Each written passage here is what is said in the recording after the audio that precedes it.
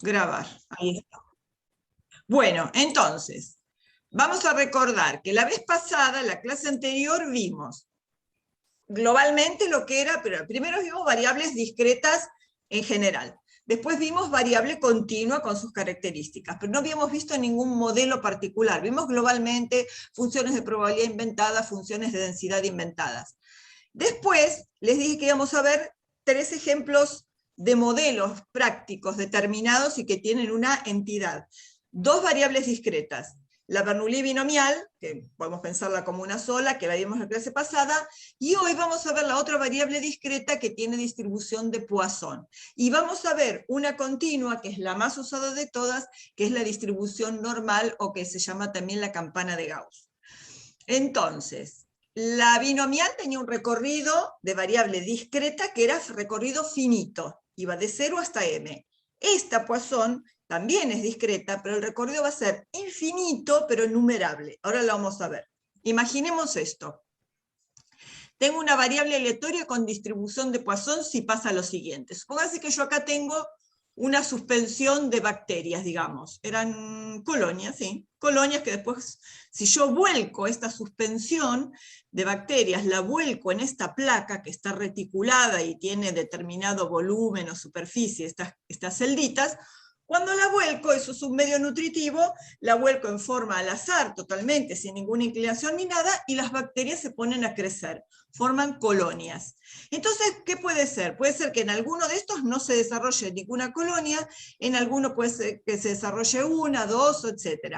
La cosa es, ustedes pueden decir, más de 10 no puede haber, más de 20 no puede haber, más de 100 no puede haber. Es cierto que números grandes, valores grandes, van a ser poco probables, pero uno no puede decir hasta 10 y más de 10 no puede haber, porque podría haber 11.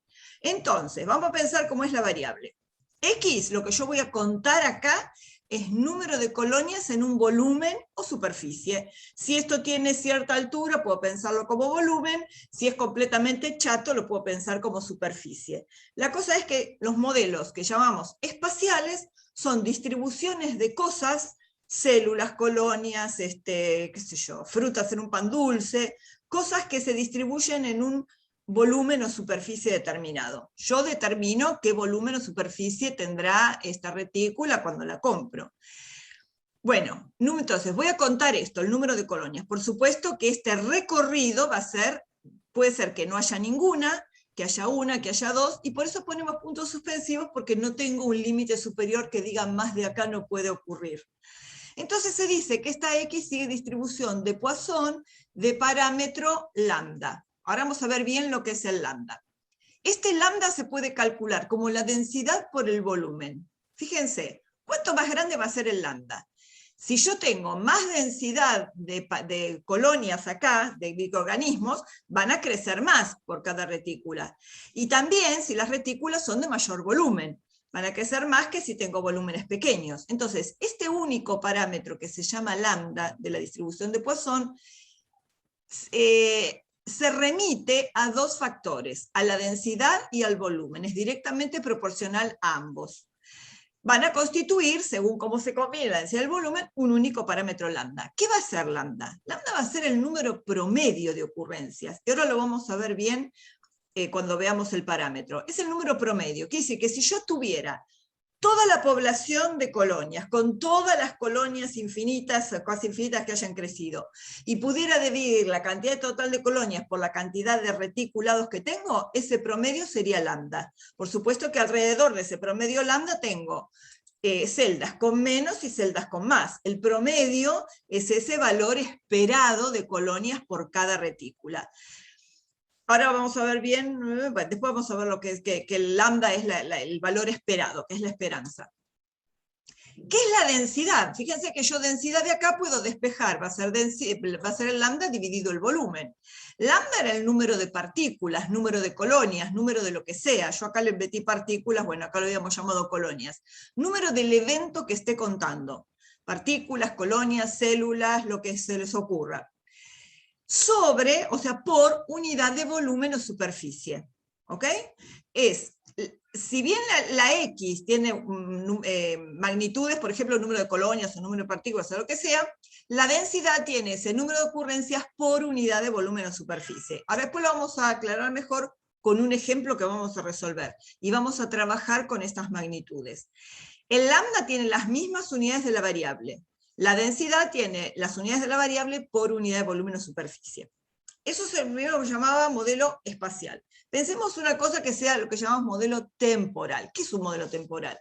Este es un contador de partículas radiactivas y uno acá lo que cuenta es, fija determinados intervalos de tiempo, como acá fijaba determinadas retículas con determinado volumen o superficie, acá son intervalos de tiempo. Yo voy a contar el número de partículas emitidas en un intervalo de tiempo t. Esta X sigue distribución de Poisson, de parámetro lambda, siendo lambda el valor esperado de partículas por cada intervalo de tiempo que considere. Lambda ahora va a ser la intensidad por el tiempo. Antes en el modelo espacial era densidad por volumen. Acá es intensidad por tiempo. Fíjense que si yo despejo de acá la intensidad, es el número de partículas por unidad de tiempo. O sea, tiene las magnitudes número de lo que yo esté contando acá por unidad de tiempo. Y por supuesto que el recorrido también va a ser de 0 a infinito, porque yo no puedo decir que si estoy midiendo 10 minutos de registro en el contador, que no haya más de 1000 partículas o de 10.000 o de lo que sea. No puedo ponerle un tope, un máximo. Es un recorrido, sí finito, porque entre 0 y 1 no hay nada, entre 1 y 2 no hay nada, y tiene todas las características de una variable discreta, pero no tiene tope, el recorrido es infinito. Si bien es numerable, es infinito. ¿Ok? Después vamos a ver lo de las unidades. Entonces, lo que en el espacial es la densidad, en el temporal es la intensidad. No solo son partículas radiactivas, puede ser, otro ejemplo que suele darse también es número de llamadas que llegan a una central telefónica en un determinado periodo de tiempo. Yo voy a tener algunos intervalos donde no se reciba ninguna llamada, otros donde se reciba una, dos, etc. ¿De qué va a depender ese número promedio de ocurrencias? De la intensidad. No es lo mismo si yo me pongo frente a la central telefónica a las 3 de la tarde, que si me pongo en la central telefónica a las 10 de la noche. Si fuera un centro médico, voy a tener mucha más intensidad de llamadas a las 3 de la tarde que a las 10 de la noche, cuando ya nadie suele llamar o pedir turno, por ejemplo. Y no es lo mismo el número promedio de llamadas que yo registre si tomo intervalos de tiempo de 5 minutos que de 10 minutos o de 15 minutos. ¿Se entiende? El lambda va a depender de las dos cosas, de la combinación de los dos factores, de la intensidad y del tiempo de registro. Bien, ustedes me paran cuando quieren preguntar algo. Como es una variable discreta, se puede definir la función de probabilidad puntual, con la cual vamos a poder calcular cuál es la probabilidad de que X, número de colonias o número de partículas, tome el valor K, 0, 1, 2 o lo que sea.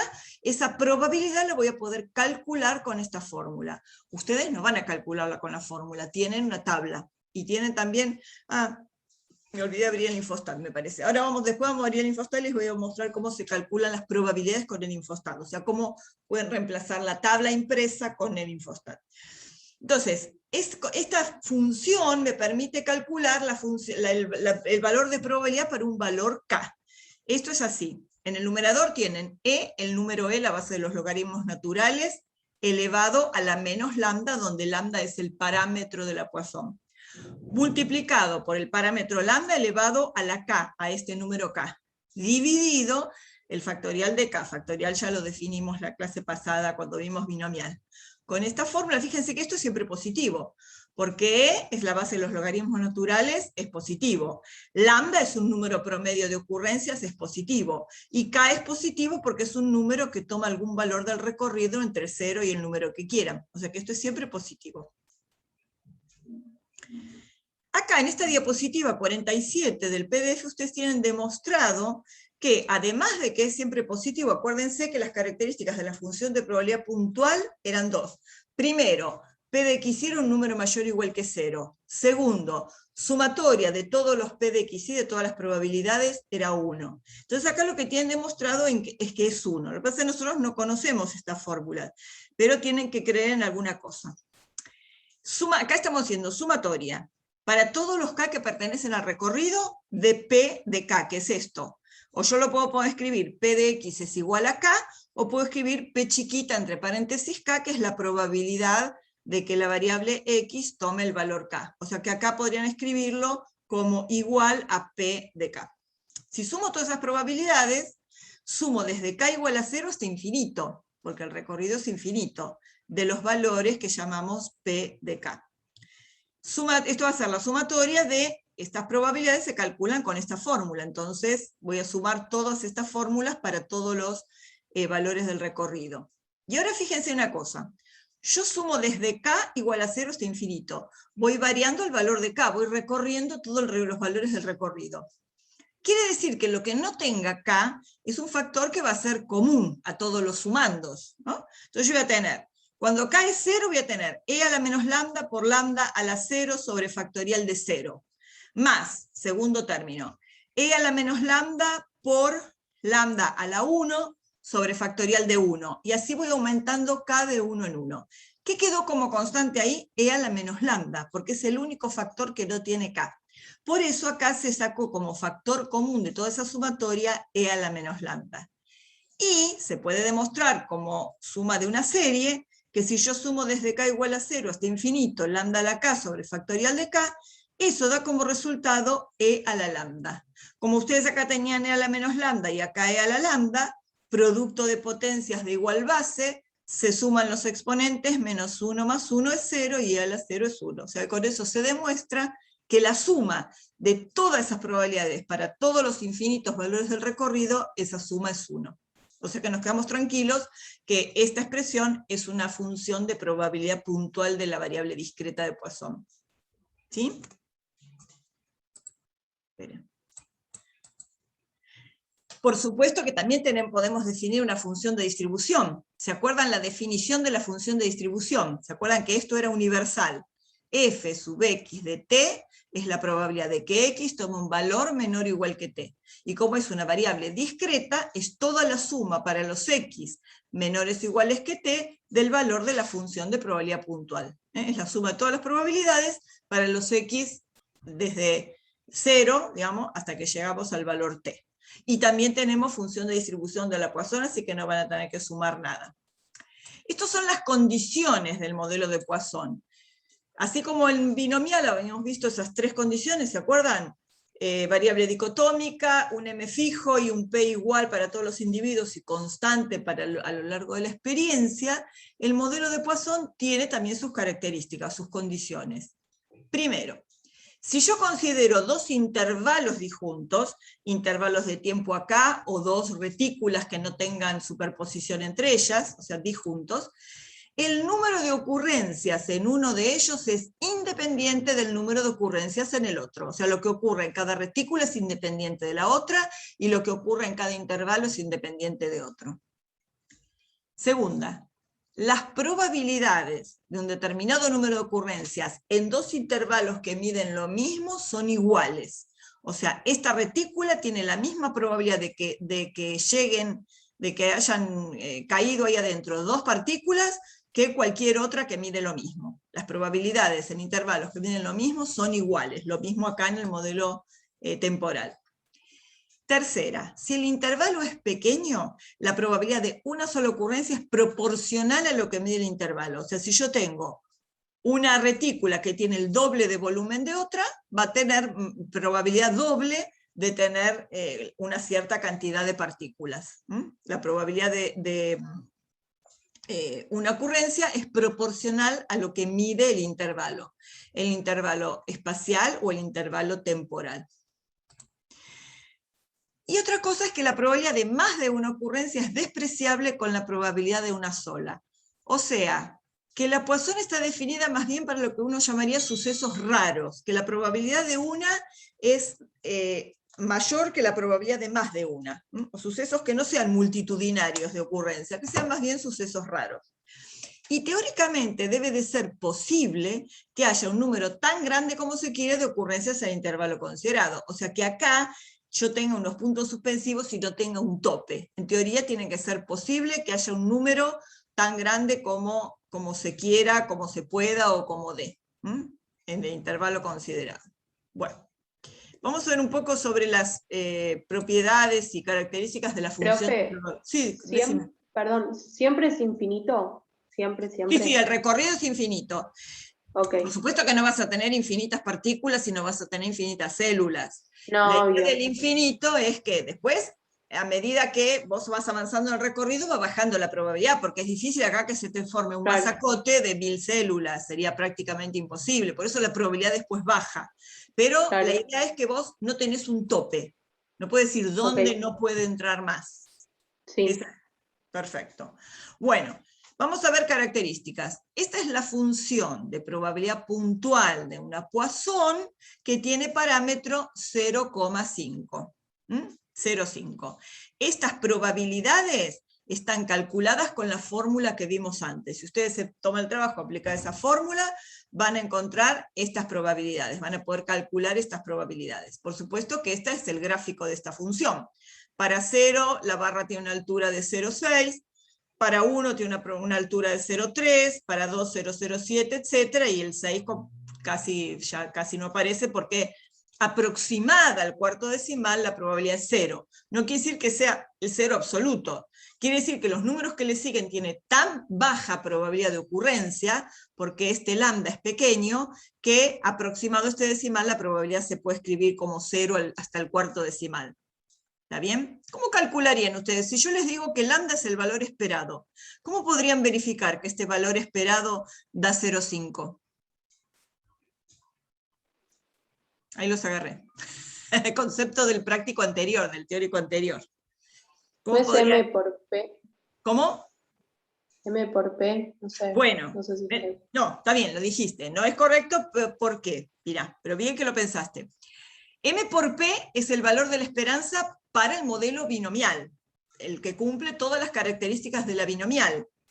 Pero ¿se acuerdan que ese M por P lo podíamos verificar con otra fórmula de cálculo? ¿Cómo lo podíamos verificar? ¿Cómo calcularían la esperanza si tienen la función de probabilidad puntual con esta expresión? ¿Cómo calcularían la esperanza? ¿Se acuerdan? Esperanza de una variable discreta, ¿cómo se calculaba? K por la probabilidad de K. Bueno, muy bien, Lara, ahí está, como la sumatoria de los XY por su probabilidad, exactamente. Cada valor K por su probabilidad, y hacen la suma para todos los valores del recorrido. Si ustedes hacen 0 por 0, acá creo que está la cuenta, 0 por 0,6065, más 1 por 0,3033, etcétera, más 6 por 0,00, da 0,5001. Bueno, por supuesto que estas todas están aproximadas al cuarto decimal. Por eso esto no da exactísimamente 0,5, pero aproximado al primer decimal es este 0,5 que es el valor del parámetro lambda. Entonces, se puede demostrar con esa fórmula que vimos, de función de probabilidad puntual, que la sumatoria de XY por sus probabilidades da el valor de lambda. No vamos a mostrarlo con esa fórmula, acá solo lo verificamos. Pero la esperanza es lambda y la varianza también es lambda. O sea que lambda es el valor esperado de la variable de Poisson.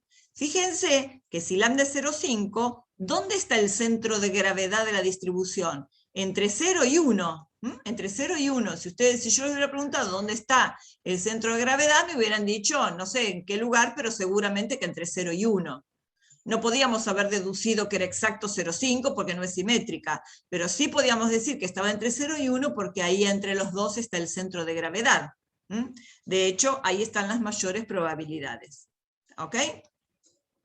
Bueno, vamos a ver otra Poisson.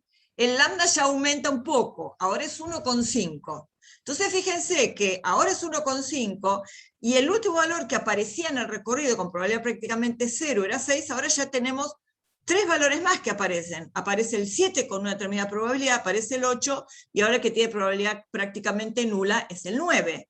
Pero fíjense que ahora este gráfico que tiene una completa asimetría hacia la derecha, una cola derecha, ahora ya empieza a tener este valor, empiezan a aumentar los valores de probabilidad, van siendo más grandes, desplazados hacia valores más grandes de la variable, porque el lambda es mayor, la esperanza es mayor, el centro de gravedad se empieza a desplazar, el que antes estaba en 0,5, ahora está en 1,5. Una ¿Se ve? pregunta. ¿Sí? ¿El recorrido son infinitos Sí, números? siempre es de 0 hasta infinito. Entonces, cuando graficamos hasta que nos dé nulo o ¿Cómo, casi nulo. Pichón? ¿Eh? Cuando, cuando tenemos que graficar o calcular la Sí. función de distribución, ¿Sí? graficamos hasta que nos dé nulo. Bueno, vas a llegar a un punto en que algunas probabilidades te van a empezar a dar 0 al cuarto decimal, pero teóricamente el recorrido podría seguir, a lo mejor el valor de la probabilidad de 10 es 0,000000, qué sé yo, 18, por eso al cuarto decimal ya te dan casi 0. Pero el recorrido siempre, en teoría, es infinito numerable. Lo que pasa es que ya, según el valor de lambda, hay valores que ya no te aparecen porque la probabilidad es despreciable. Pero siempre el recorrido, en teoría, es infinito numerable. Ven que ahora si yo paso de 0,5 a 1,5 ya empiezan a aparecer más valores. Y se empieza a hacer un poquitito más simétrica. Si ustedes hicieran la cuenta ahora de la suma de cada xy por su probabilidad, ese promedio daría prácticamente 1,5. No va a dar exacto como acá, pero da muy parecido, muy cercano al 1,5. Bueno, vamos a avanzar un poco. Tenemos ahora una Poisson de parámetro 5. Aumentó mucho más el valor esperado de la variable lambda. Y fíjense que dónde está el centro de gravedad de la distribución. Está acá. La esperanza es 5. Lambda, bueno, acá no aparece el lambda, se me chispoteó, pero este es el lambda 5. Acá está la esperanza, ¿no? Está el centro de gravedad. Las dos probabilidades mayores están acá en el medio, pero que el centro de gravedad esté justo en 5, ¿qué quiere decir? Que pesan tanto estas barras a la izquierda como todas estas a la derecha, ¿no? Por eso el centro de gravedad dio justo en 5. Y si hacen la cuenta va a dar prácticamente 5. Esperen, a ver si hay algo más.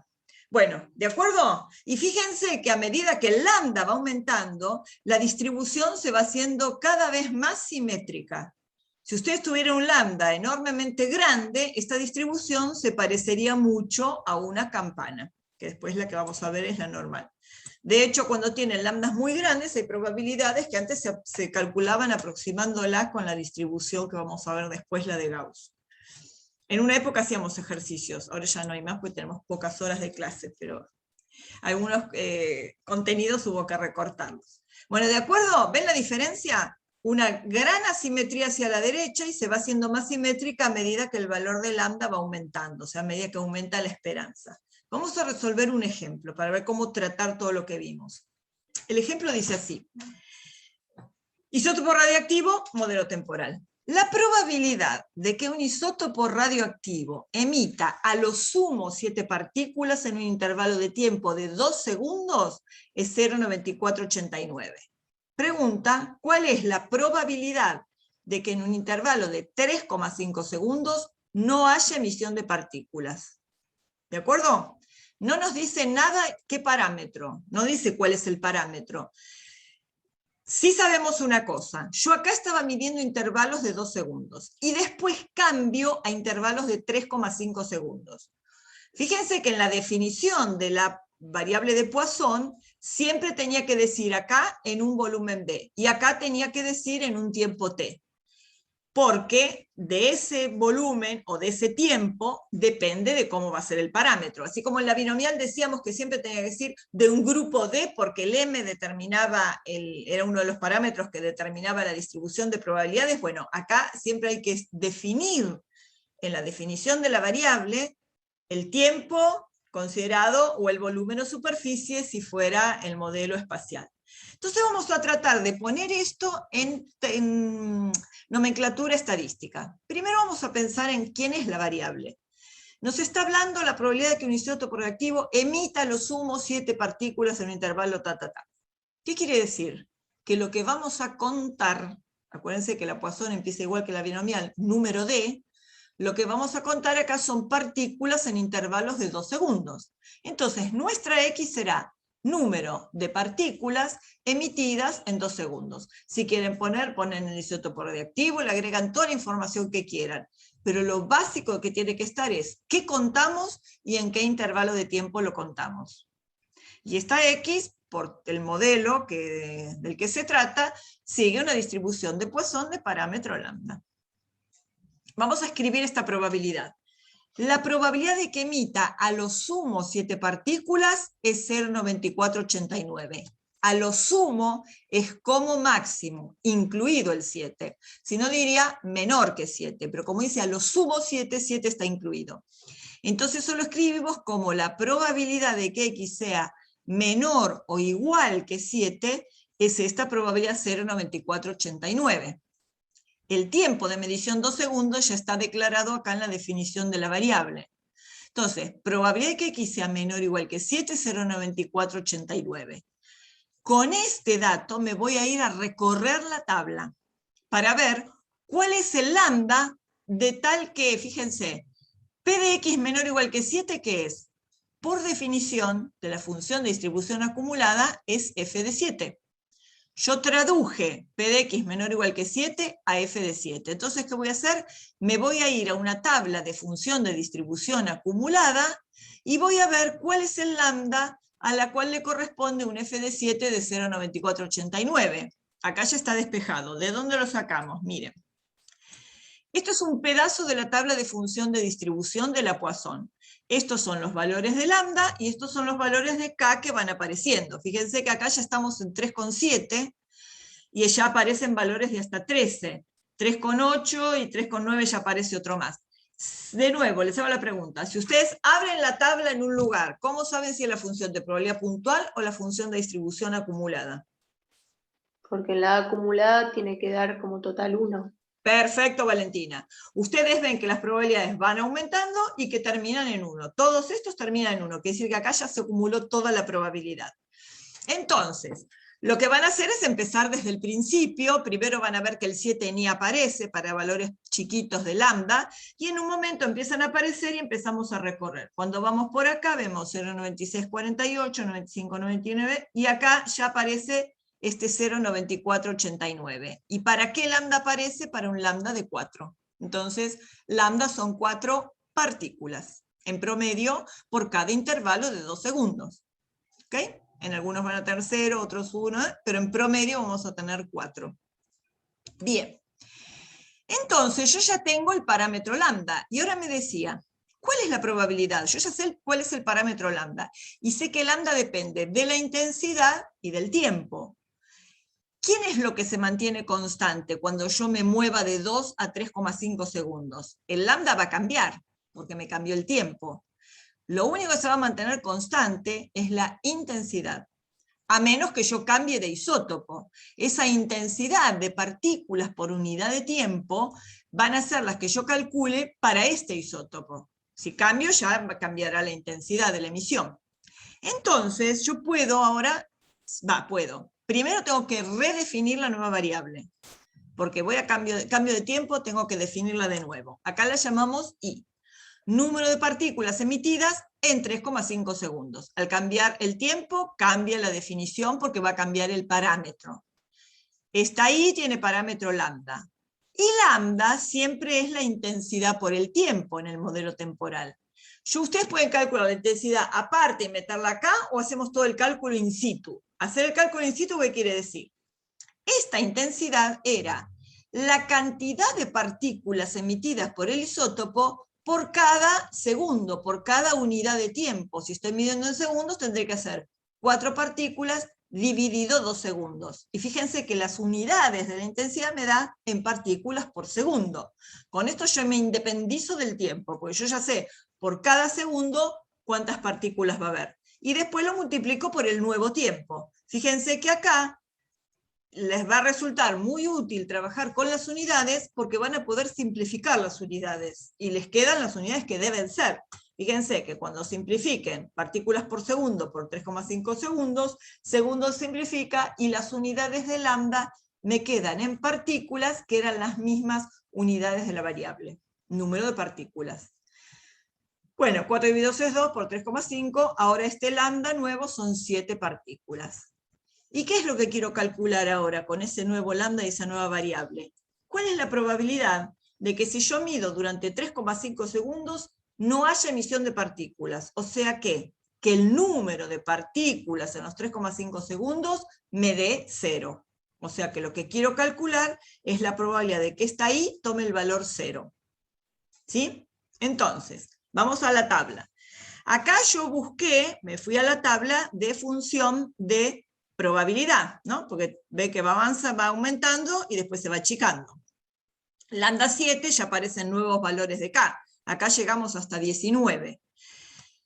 Entonces, la probabilidad de 0 es la probabilidad de que la variable tome el valor 0, es este 9/10 milésimos. Si ustedes hubieran entrado en la tabla de función de distribución, ¿lo podrían haber calculado también este valor de i igual a 0?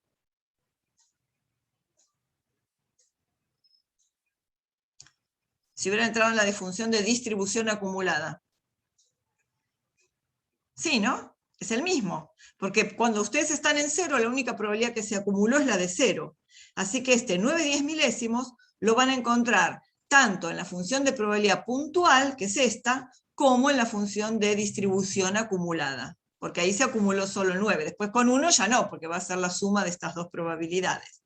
O sea que la probabilidad de que no haya emisión es muy chica, lo cual es lógico, porque ahora tienen 7 partículas en promedio, entonces ya es más difícil que se les dé el valor 0.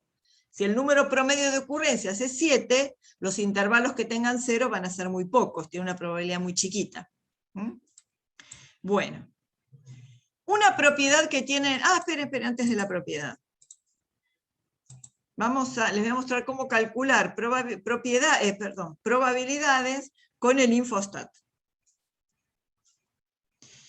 Cuando ustedes abren el Infostat, se abre en una forma tan árida como esto. Todo en blanco les aparece. Si ustedes quieren trabajar con datos, van a tener que abrir una tabla. Si no tienen datos, porque acá no hay nada abierto, fíjense, en ventanas no tengo nada abierto, solo, digamos, directivas. Fíjense, si ustedes ponen estadísticas, la mayoría de las cosas están en un grisecito liviano que no lo pueden usar, está inhabilitado. Hay pocas cosas que están habilitadas aún no teniendo una tabla de datos abierta. Y una de esas es esta que se llama probabilidades y cuantiles. Si ustedes abren una nueva tabla, se les va a abrir una tabla así, donde después van a poder volcar datos desde el Excel, etc. Y ven que ahora tienen un montón de... Ahora está todo habilitado, porque hay una tabla de datos abierta. Entonces van estadísticas, probabilidades y cuantiles. Y acá tienen un montón de distribución. Esperen una cosa, voy a achicar esto. Así podemos ver las dos cosas al mismo tiempo. Ahí está. Estadísticas, probabilidades y cuantiles. Cuando ustedes abren esto, tienen un montón de distribuciones.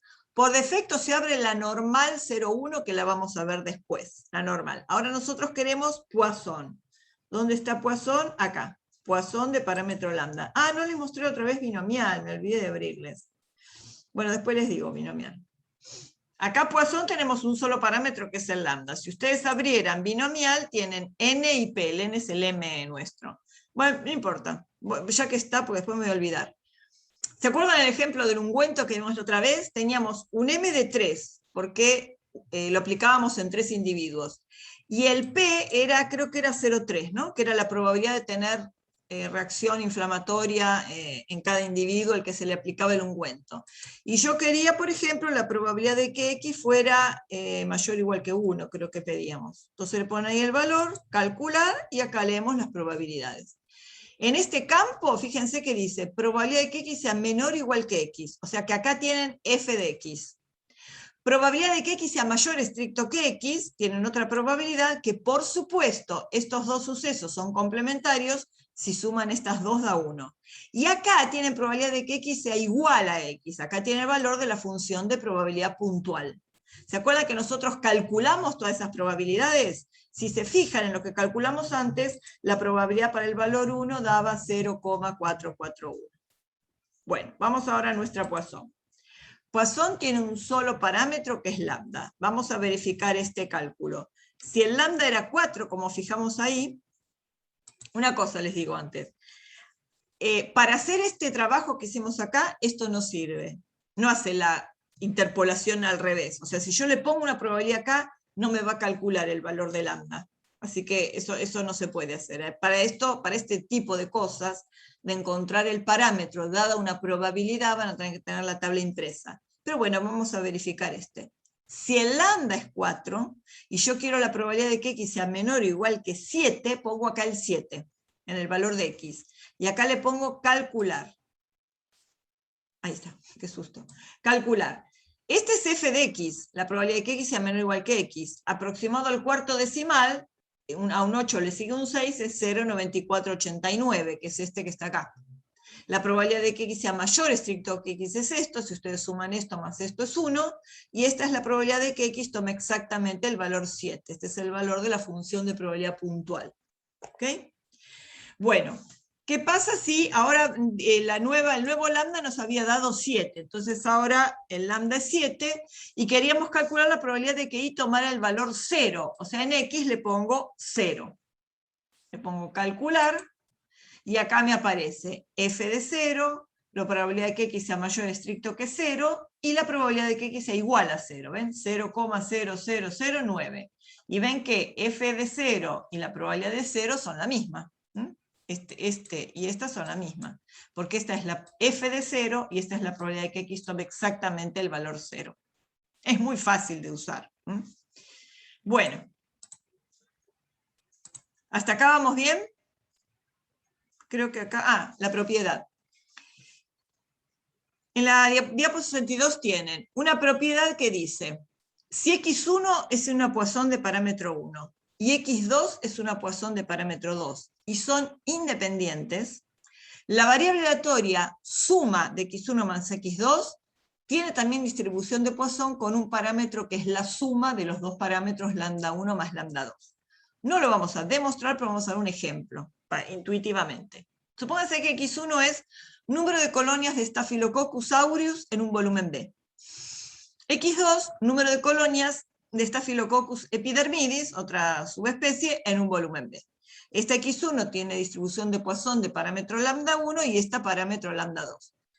Si son independientes, o sea que si ustedes lo vuelcan, los estáfilos no luchan entre ellos, ni se matan, ni se reproducen, o sea, coexisten en forma independiente, si ustedes definen una variable que sea número de colonias de estáfilo, independientemente de qué especie, en un volumen B, la suma del número de colonias va a ser una Poisson con la suma de los parámetros lambda 1 más lambda 2.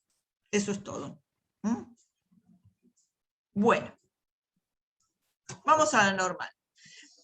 Esta es la primera variable continua que vamos a ver, y esta es la variable continua más usada prácticamente de toda la estadística, porque aun cuando haya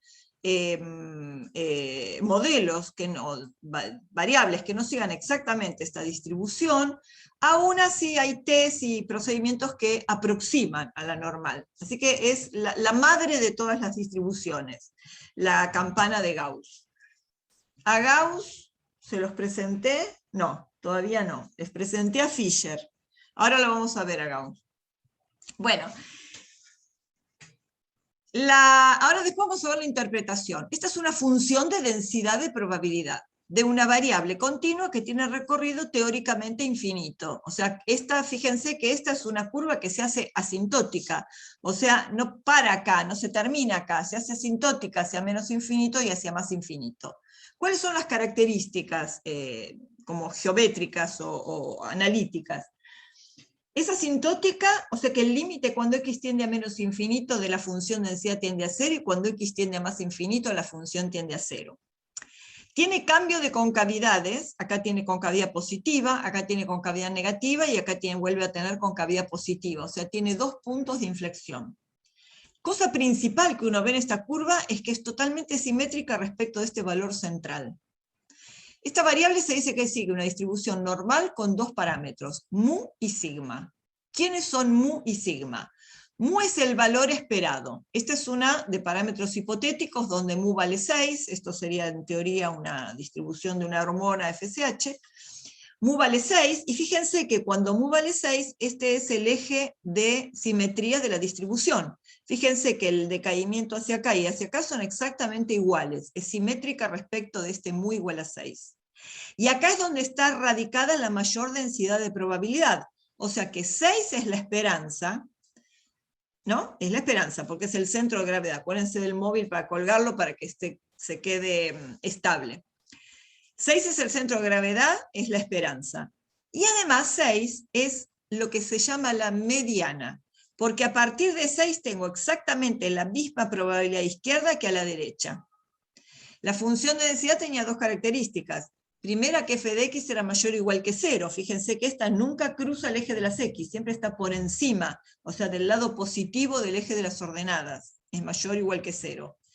Y la otra característica era que el área total debajo de la curva valía 1. Bueno, eso me lo tienen que creer. Esta es la expresión analítica de esta función de densidad de probabilidad. Es igual a 1 dividido la raíz cuadrada de 2pi por sigma al cuadrado. Pi es el número pi de Pitágoras, y sigma al cuadrado es la varianza. Por supuesto que si sigma al cuadrado es la varianza, la desviación estándar se llamará sigma, y esta es una medida de dispersión en las mismas unidades de la variable.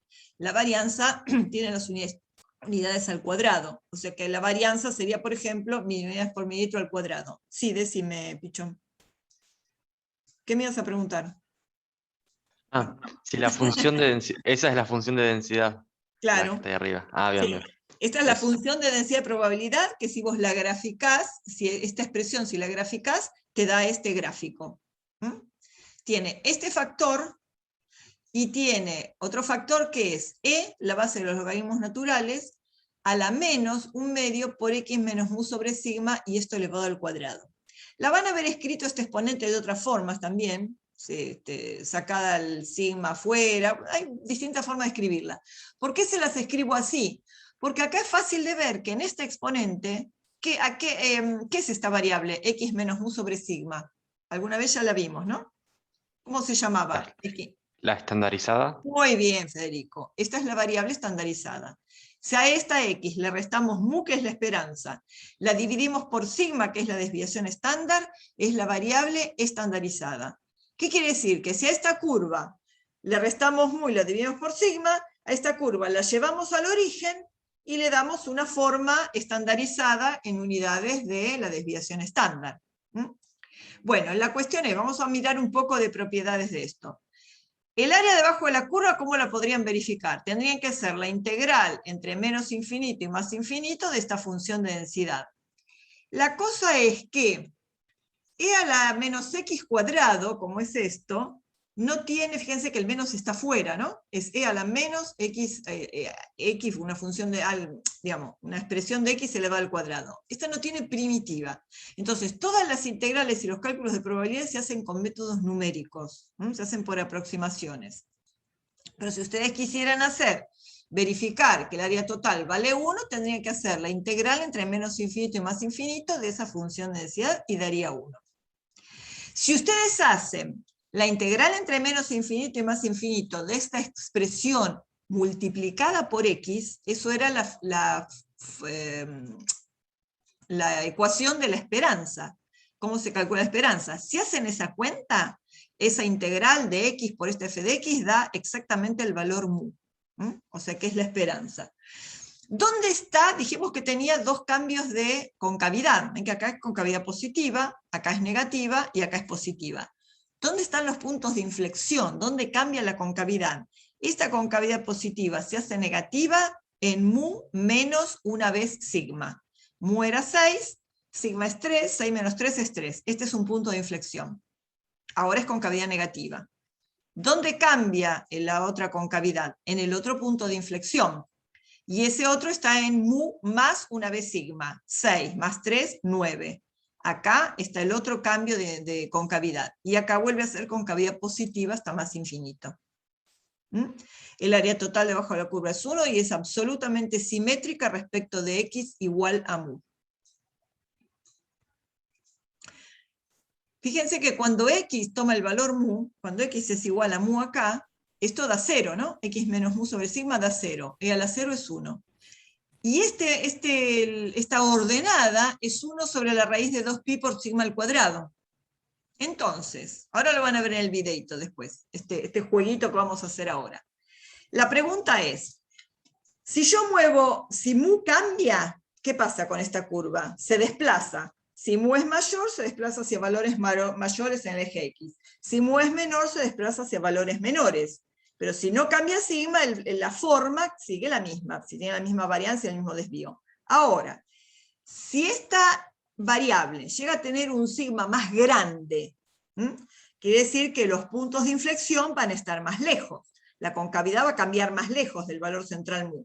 ¿Qué va a pasar con la forma de la curva? ¿Qué tendría que pasar para que el área total debajo de la curva siga valiendo 1?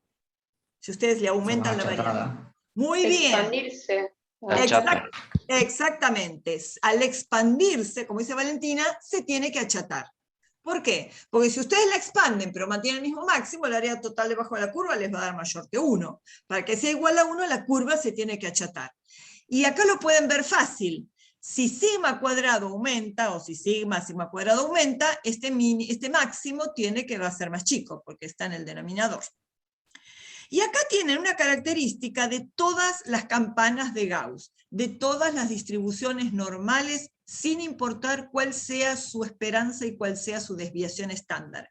Y después vamos a hacer estos cálculos vamos a calcular estas probabilidades, mediante el uso de tablas o en el Infostat.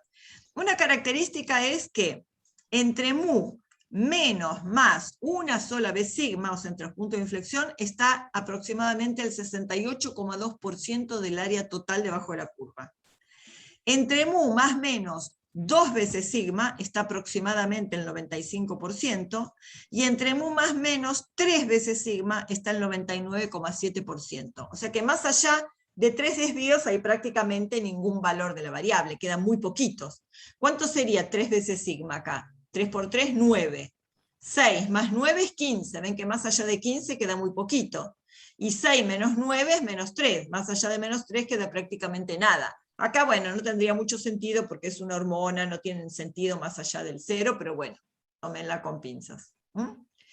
Bueno, esto después lo vamos a verificar en un cálculo. Bueno, yo voy a mostrar ahora, esperemos que funcione esto, a ver si con compartir el sonido lo ven. Esto les cuento, es un video que se hizo, creo que fue en el año 2012, la consigna era, en un curso de entornos visuales en ciencia, desarrollar un tema en 5 minutos, donde se desarrollara un tema, bueno, elegimos el tema de la campana de Gauss para mostrarlo. Y la técnica era lo que se llama stop motion, era muchas fotos pasadas rápido, por eso los movimientos son medio cómicos, pero bueno, espero que les aclare un poco el sentido y la interpretación de lo que es la campana de Gauss. A ver, díganme si se escucha bien.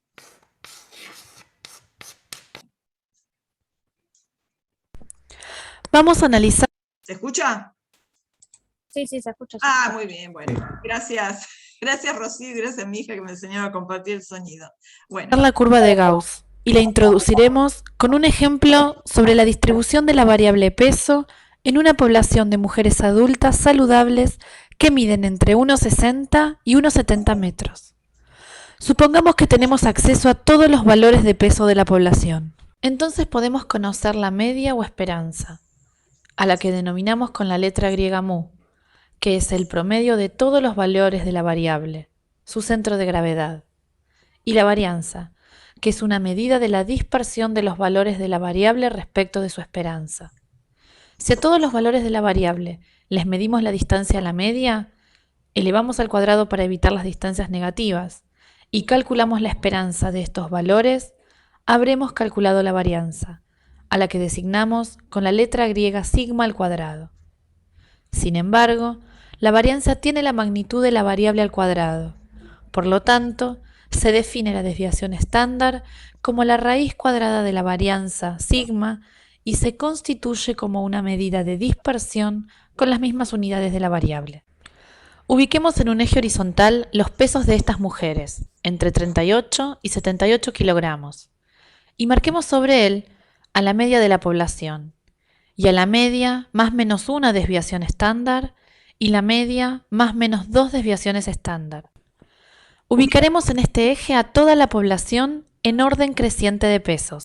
Es evidente que habrá pocas mujeres en el extremo inferior izquierdo, muy flacas, pocas en el extremo superior a la derecha, muy gordas, y que la mayoría estarán ubicadas en un intervalo central.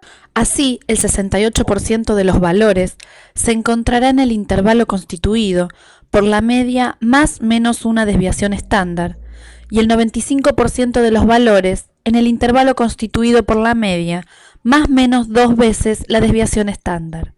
Entonces, estas mujeres, para poder ubicarse donde indica su peso, no tendrán más remedio que encimarse unas con otras, metafóricamente hablando.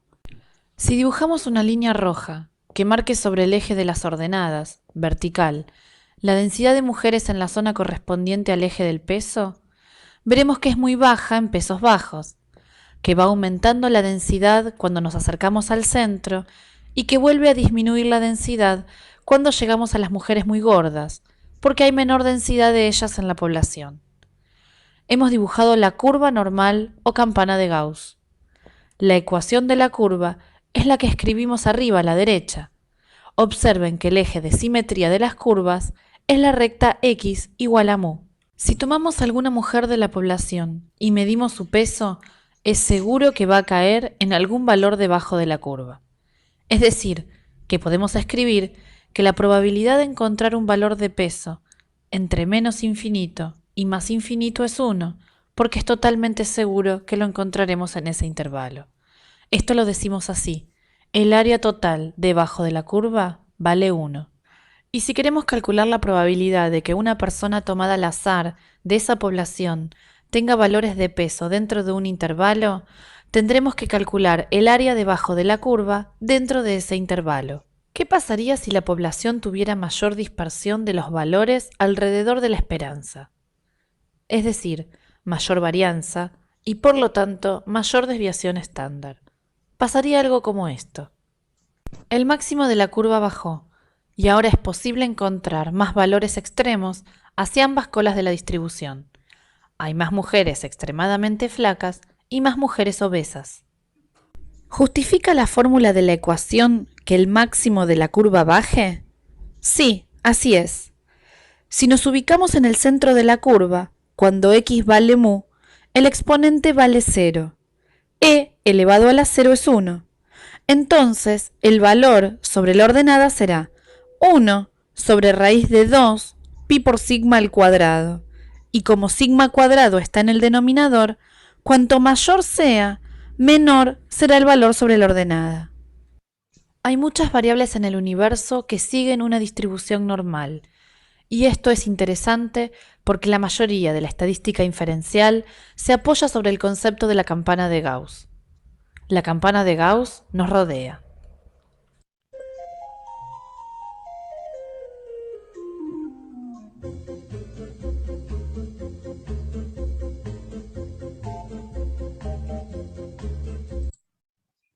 Bueno, ahí está, divertido, era un jueguito. No tiene demasiada ciencia, pero bueno, puede ayudar a interpretar un poco más. Bueno, vamos a ir entonces, ¿se escuchó bien, no? ¿Sí? Bueno, vamos a la variable normal estandarizada. Se llama normal estandarizada o típica. Nosotros ya habíamos definido una variable estandarizada. Para cualquier distribución se podía definir una estandarizada. Bueno, vamos a ver la normal estandarizada. Si la X tiene distribución normal mu sigma, y yo a la X le resto su esperanza y la divido por su desviación estándar, seguirá teniendo distribución normal, pero ahora con esperanza 0 y desviación estándar 1. No lo demostramos porque ya lo demostramos la otra vez. Con las propiedades de esperanza y varianza le habíamos calculado la esperanza y la varianza a esto. Bueno, esta normal estandarizada se llama Z. Es una nomenclatura bastante universal para la normal estandarizada. La tabla que ustedes tienen es esta. Función de distribución normal estándar. Hay distintos criterios de tabulación para las normales. Hay algunas que tabulan desde acá, la probabilidad acumulada desde 0. Bueno, acá está la típica f de x. Acá sí dice, si lo ven en chiquito, es decir, f sub z de x. Acuérdense que acá abajo es la variable para la cual se calcula la función de distribución. Y como esta es para la estandarizada, por eso es f sub z, porque es la distribución acumulada de la variable z. Para un valor que x, que es este x que aparece acá, es la probabilidad de que z sea menor o igual que x. O sea, es el área desde menos infinito hasta un x. ¿Por qué el x está dibujado acá a la derecha? Fíjense, el x, acá lo que tienen es el entero y el primer decimal. Y acá arriba tienen el segundo decimal, por eso acá dice 0.00, 0.01, o sea, segundo decimal 0, 1, 2, hasta 9. Entonces fíjense que todos los X que aparecen acá son positivos, no hay X negativos, son todos acá. Pero lo cual tiene lógica, porque fíjense, para el 0, 0.00, ¿cuál es el valor acumulado de la variable? ¿Lo llegan a leer? El valor acumulado de probabilidad es 0,5, ¿no? 0,5. Exacto, bien. ¿Qué es lo que dijimos antes? Esta era simétrica respecto de mu. Acá el mu es 0, porque está estandarizada. Entonces, el mu divide al área total en dos partes exactamente iguales. Desde menos infinito hasta mu es 0,5, y desde mu hasta más infinito es el otro 0,5. Por eso para 0 esta probabilidad vale 0,5. Esto va a ser de gran utilidad para el uso de la tabla, porque yo tengo infinitos valores de mu, infinitos valores de sigma. Si yo quiero calcular probabilidad, necesito una única tabla, si no tendría que tener infinitas tablas. Bueno, ¿cuál es la única que tenemos? La estandarizada. Entonces, por este simple cálculo, cualquier X normal se lleva a la normal estandarizada simplemente restando mu y dividiendo por sigma. Entonces fíjense que lo que está tabulado acá, la probabilidad que z sea menor o igual que t, que acá lo llama x, es la integral entre menos infinito y t, o entre menos infinito y este x, de 1 sobre 2pi por e a la menos un medio z cuadrado. ¿Qué pasó acá? El sigma cuadrado que estaba acá adentro vale 1 ahora. Y el x menos 0 sobre sigma ahora es una z. O sea que esto es lo que tenemos tabulado acá. Para calcular probabilidades con esta tabla, con dos, fíjense que ¿por qué estamos limitados? Porque la X es positiva y porque las probabilidades tabuladas son todas mayores que 0,5. Acá no van a haber probabilidades de 0,02, 0,05, son todas de 0,5 en adelante, hasta 0,9998. Entonces, ¿cómo nos las vamos a arreglar para calcular otras probabilidades y para otros valores de X que no estén en esta tabla? Con estas dos propiedades. Que el área total debajo de la curva vale 1, y que las probabilidades son simétricas respecto de ese valor 0. Con eso podemos calcular todas. Ahora vamos a ver los ejemplos. Observar, bueno, lo que dijimos, que este valor es el 0, a la izquierda del 0,5, y por ejemplo, ¿qué pasa si quiero leer la probabilidad de que z sea menor que 2,24? ¿Dónde encuentro el 2? Acá. El primer decimal 2 lo tengo acá, 2,2. El segundo decimal, que es el 4, lo tengo acá en la columna que tiene un 4 en el segundo decimal. O sea que f de 2,24 es 0,9875. ¿Está bien? Es un cálculo muy sencillo. Esta parte de abajo de la tabla son valores que aparecen, se los muestro acá porque en la que viene les sigue lo recorté. Estos valores son interesantes, ¿y por qué aparecen fuera del cuerpo de la tabla? Fíjense. Lo que está acá es lo mismo que la información que tienen acá. La X es lo mismo que estas X, entero, y solo acá tienen 3 decimales. Por eso están aparte. Porque acá no tenemos un tercer decimal, salvo para acá, que el tercer decimal es un 0 en el 1,96, y que acá con 3,09 que el tercer decimal es un 0. Si no, están todas aparte porque para calcular probabilidades habría que interpolar, y no vamos a interpolar. El segundo renglón es f de x, es la misma información que les da acá el cuerpo de la tabla, el área acumulada. El tercer renglón es 1 menos f de x, o sea que es a partir de ese x el área a la derecha. Si este es el área a la izquierda, estás a la derecha. Si a la izquierda 0,90, a la derecha es 0,10. Y este 2 por 1 menos f de x es este valor multiplicado por 2. 0,10 por 2 es 0,20, 0,05 por 2 es 0,10. ¿Por qué? Si yo acá tengo un x, el área a la derecha, que es 1 menos f de x, es esta cola. Se la llama cola, en inglés se lo llama tail, porque es una cola. Esta cola derecha es 1 menos f de x. ¿Y por qué está multiplicada por 2? Porque hay situaciones, como vamos a ver después en intervalos de confianza, donde yo necesito marcar un área en las dos colas. Entonces, si calculo el área de la cola derecha más el área de la cola izquierda, puedo saber cuál es el número que deja en la suma de las dos colas esa probabilidad. Por ejemplo, vamos a verificarlo acá con el 1,96. Fíjense que el 1,96 lo tenemos acá. Es el que tiene un f de 0,975, ¿lo ven? 1,9, y en la columna de 6 tenemos el 0,975. Es este 0,975 que está reproducido acá abajo. 1 menos 0,975 es 0,025. Y 0,025 por 2 es 0,05. Quiere decir que el 1,96 es el número que me deja a la derecha un área de 0,025, y esa área de 0,025 más el área que hay a la izquierda del menos 1,96, es el que es simétrico respecto de él, esa suma de las dos colas valen 0,05. ¿Se entendió? Después armen con un dibujito estas cosas que tienen acá abajo, estas áreas. Y esto están aparte porque fíjense que son probabilidades redondas. 0,90, 0,95, 0,975, son contundentes, no tienen 4 decimales cualesquiera. Son probabilidades redondas, las vamos a usar tanto en intervalo de confianza como en el otro capítulo que es el de test de hipótesis. Bueno, seguimos un poquito más. Vamos a ver cómo usaríamos esta tabla. Vamos a verificar con el Infostat, si quieren poder usar cualquiera de los dos. En el práctico les hablaron de una función que se llama, de una aplicación en el teléfono que se llama Probability Distributions. Búsquenla, se llama Probability Distributions. Para cuando hagan un examen, si no quieren tener la tabla a mano, pueden usar esa. Tiene un iconito rojo que dice f de x, es gratuita, y también pueden calcular todas las probabilidades, igual que si tuvieran el Infostat o cualquier tabla. Sí, Federico. Nada, iba a decir que sí, que Carlos nos las enseñó. Genial, bueno. Es también re fácil de usar y es buenísima porque es gratuita. Bueno, una cuestión. Vamos a calcular, a hacer algunos cálculos usando estas propiedades que vimos. ¿Qué pasa si yo quiero calcular a la izquierda de un z positivo? Fíjense, acá tengo un z, bueno, el z lo llamamos z, acá lo llama x, no importa. El área a la izquierda de un número positivo. Este es un número positivo, es mayor que 0.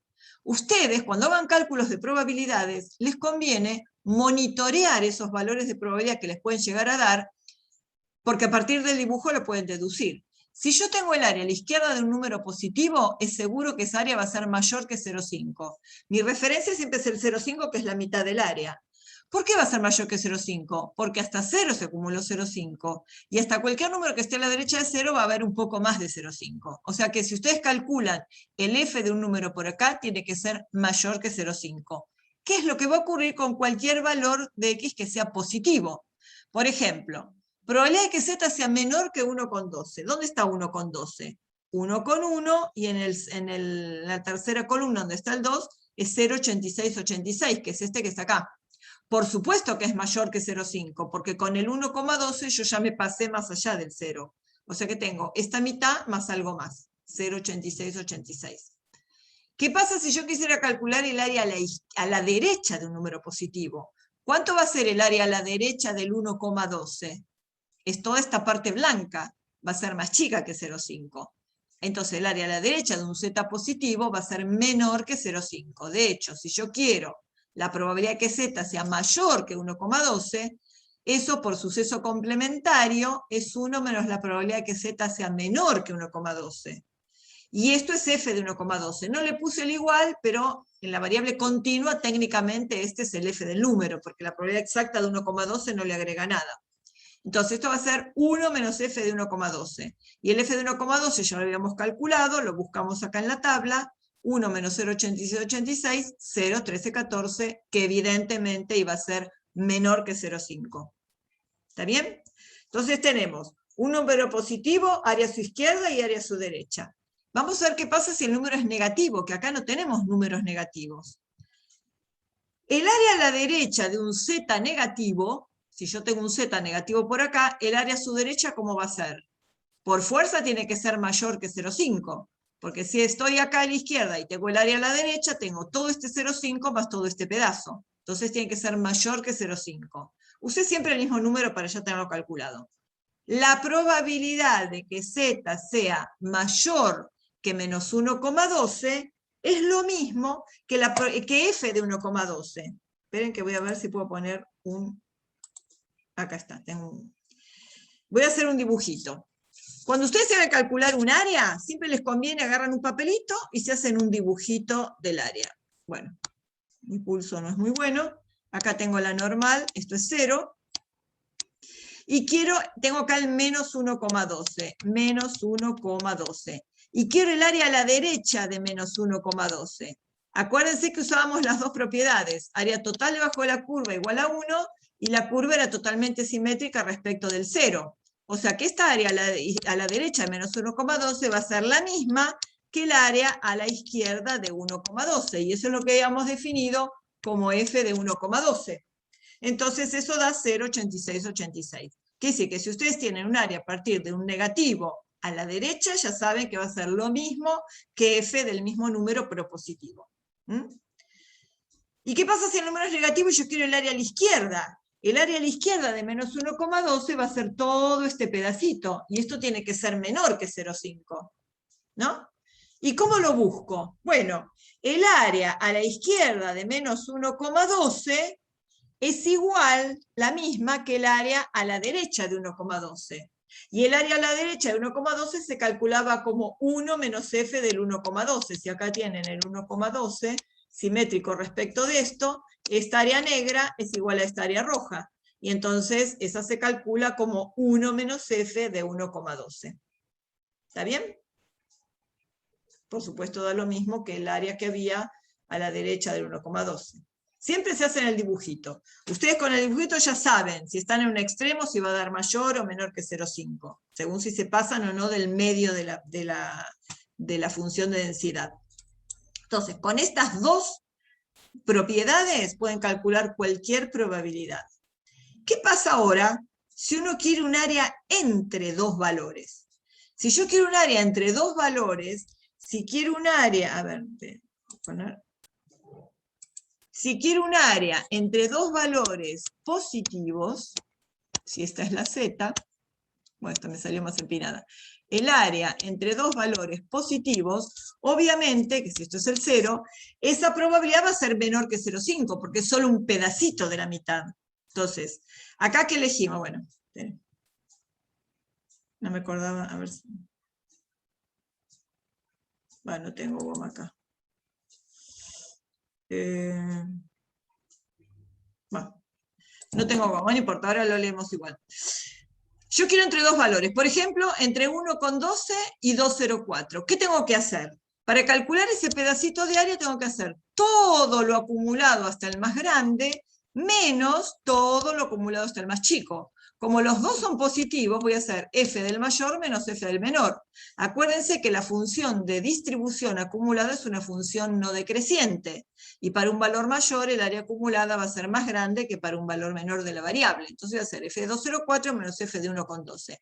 f de 2,04 lo tengo acá, 2,0, y el 4 lo tengo acá, 0,9793.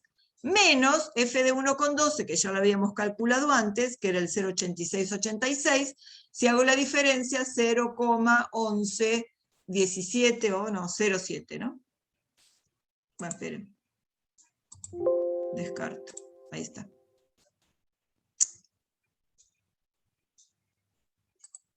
Tendría que tener una función de goma. 0,1107, ¿ok? Yo ya sabía que eso iba a ser menor que 0,5, porque era solo un pedacito de la mitad derecha de la función de densidad. ¿Qué pasa si tengo un área entre dos valores negativos? Bueno, lo mismo que acá, fíjense. Entre menos 2,04 y menos 1,12 es un área igual que esta, pero del otro lado, vista a través del espejo del 0. ¿No? Es simétrica respecto del 0. El área entre estos dos valores a la derecha es la misma que el área entre estos dos valores a la izquierda. Solo que ahora no vamos a hacer toda la conversión, pero fácil es ver que si esta área es simétrica respecto de esta, va a ser lo mismo que hacer f de 2,04 menos f de 1,12. Y esto va a ser también menor que 0,5, porque es un pedacito de esta mitad izquierda del área. Ahora, monitorear el valor entre dos valores positivos o entre dos valores negativos es fácil. ¿Qué pasa si yo quiero el área entre un valor negativo y un valor positivo? Uno a la izquierda del 0 y otro a la derecha del 0.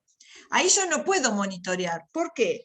Porque eso va a depender de qué tan cerca estén los dos valores respecto del 0, donde esa probabilidad va a ser chiquita, o qué tan lejos estén del 0, y esta área va a ser grande, hasta puede llegar a ser bastante más grande que 0,5. Eso no lo puedo saber hasta que no lo calcule. Entonces vamos a ver, por ejemplo, qué pasa si yo quiero calcular el área entre menos 1,12 y 2,04. Menos 1,12 está bastante cerca del 0, pero 2,04 está más lejos. Entonces, fíjense, ¿cómo hacemos ese cálculo? Es todo lo acumulado hasta el 2,04, hasta el más grande, menos, a eso tengo que restarle el área que hay a la izquierda de este negativo. O sea, todo lo que se acumuló hasta 2,04, tengo que restarle todo lo que se acumula hasta el menos 1,12. Por eso acá pusimos f de 2,04, no hay duda. Pero eso tengo que restarle la probabilidad de que z sea menor que 1,12, o sea, el área acumulada hasta menos 1,12. Pero esa probabilidad a la izquierda de un negativo ya la habíamos calculado. Era la misma que el área a la derecha del positivo. Y eso se calculaba como 1 menos f de 1,12. Entonces tengo el f de 2,04 menos todo esto que es 1 menos f de 1,12. ¿Y ahora qué hago? Saco el corchete, tengo un menos adelante. Cambia el signo de todo lo que está dentro. Entonces me queda, el f de 1,12 me queda positivo sumado. Y este 1 que era positivo me queda negativo. Entonces, ¿qué me va a quedar? F del positivo más f del negativo tomado en valor absoluto menos 1. Y si hacemos esa cuenta, f del 2,04 ya habíamos calculado, era este 0,9793. Ahora le sumamos el f de 1,12 y después le restamos 1. Y ese valor acá da tan grande como 0,8479, porque el menos 1,12 está relativamente cerca, pero el 2,04 está bastante lejos. Acumularon un área más grande que 0,5. ¿Entendió? Entonces, entre un negativo y un positivo. ¿Y qué pasa? Que también se van a encontrar estas situaciones, donde el negativo y el positivo tienen el mismo valor absoluto. 0,2 y 0,2. Va a ser f de 0,2 más f de 0,2 de nuevo, menos 1. O sea, 2 veces f de 0,2 menos 1. Y f de 0,2, 0,2 lo tienen acá.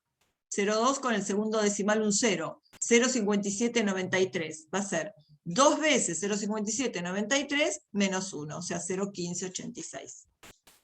¿Sí? Bueno. Y este, por supuesto, es una probabilidad chiquita, porque el 0,2 y el menos 0,2 están muy cerca del 0, entonces el área entre los dos va a ser pequeña. Después, para ver cómo calculamos el infostat, vamos a hacer el problema al final y vamos a usar el infostat. Bueno, vamos a hacer ahora este cálculo.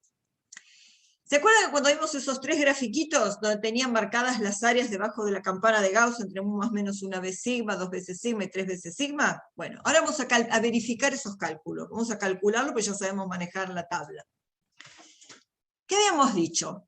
Que en cualquier normal, independientemente de cuál fuera mu y cuál fuera la desviación estándar, el valor de área acumulado entre mu más menos 1 vez sigma era aproximadamente el 68% del área total. Bueno, vamos a verificar primero ese cálculo. Para calcular esa probabilidad hay que escribirlo como probabilidad. Entonces, fíjense, si yo quiero ver cuál es la probabilidad de que x esté entre mu más menos 1 vez sigma, lo escribo así. Es la probabilidad de que la variable x esté entre mu menos sigma y mu más sigma. Esta X tiene distribución normal mu sigma. No lo pusimos porque, bueno, es como... podría haberlo puesto. X, distribución normal mu sigma. Entonces yo quiero ver cuál es la probabilidad que esté entre mu menos sigma y mu más sigma. ¿Qué tengo que hacer con esa X? Como voy a entrar en la tabla de normal 0,1, tengo que estandarizarla. Hago la misma cuenta en los 3 miembros de la desigualdad. ¿Cómo estandarizo? Restando mu y dividiendo por sigma. Entonces, en los 3 miembros voy a hacer lo mismo. Acá voy a restar mu y divido por sigma, acá resto mu y divido por sigma, acá resto mu y divido por sigma. Y ahora puedo simplificar cosas. Antes de seguir, a ver qué cosas simplifico. Para que tengamos en claro, siempre que hay una expresión de probabilidad, hay algo que es aleatorio y hay algo que es fijo. ¿Qué es lo aleatorio? Acá es la X. Me pregunto cuál es la probabilidad de que esta variable X todavía no medida se encuentre entre 2 valores que yo fijo. ¿No? Acá esos 2 valores fijos eran mu menos sigma, mu más sigma. Fíjense que aunque yo no conozca mu y sigma, son fijos, porque son los parámetros, son los que caracterizan la distribución de probabilidades debajo de esa curva. Entonces, son números fijos que yo digo, bueno, quiero que esté entre mu menos sigma y mu más sigma. Lo aleatorio es esta X. Una vez que yo estandarizo, de nuevo tengo algo aleatorio y algo fijo. ¿Quién es lo aleatorio? Lo que antes era la X, ahora es la X estandarizada. Esto es una Z ahora. Y quiero ver cuál es la probabilidad de que Z esté entre estos dos números. Acá en estos dos números puedo hacer bastante simplificación de cosas, porque acá en el numerador tengo mu que está sumando y mu que está restando. Entonces, mu con mu se van. A ver, ya que tengo el lapicito, esperen. Vamos a poner el lapicito. Mu con mu se van, mu menos mu es 0, y mu menos mu es 0. Esto es la variable aleatoria Z, la variable estandarizada. Mu y mu se van, y una vez que se va mu y mu, ahora tengo solamente un cociente entre factores. Sigma en el numerador, sigma en el denominador se simplifica, da 1. Sigma numerador y denominador se simplifica, perdón, menos 1 por este menos 1 de acá. Y sigma con sigma da 1. Entonces, ¿qué me quedó? La probabilidad de que la variable Z esté entre menos 1 y 1. Y de nuevo estamos en el ejemplo de la variable entre dos valores, uno negativo y uno positivo, que casualmente tienen el mismo valor absoluto. ¿Se acuerdan? Era 2 veces f de 1 menos 1. Entonces, 2 veces f de 1 menos 1, ¿cuánto vale f de 1? Vale 0,8413, porque es el 1 sin decimales. Entonces, ¿qué voy a tener? 2 por 0,8413 menos 1. 2 por 0,8413, 2 por 36, etc. da 1,6826 menos 1, 0,6826. O sea, que ese dibujito que habíamos visto, ¿qué área había entre mu más menos una vez sigma, que era aproximadamente 68, es 68,26% del área total. Y esto vale para cualquier campana de Gauss. Porque independientemente de cuánto valga mu y cuánto valgan sigma, se simplifican en la expresión. Y siempre que esté entre mu más menos una vez sigma, me va a quedar una z entre menos 1 y 1. Y eso va a ser siempre lo mismo. Cualquiera sea mu y cualquiera sea sigma.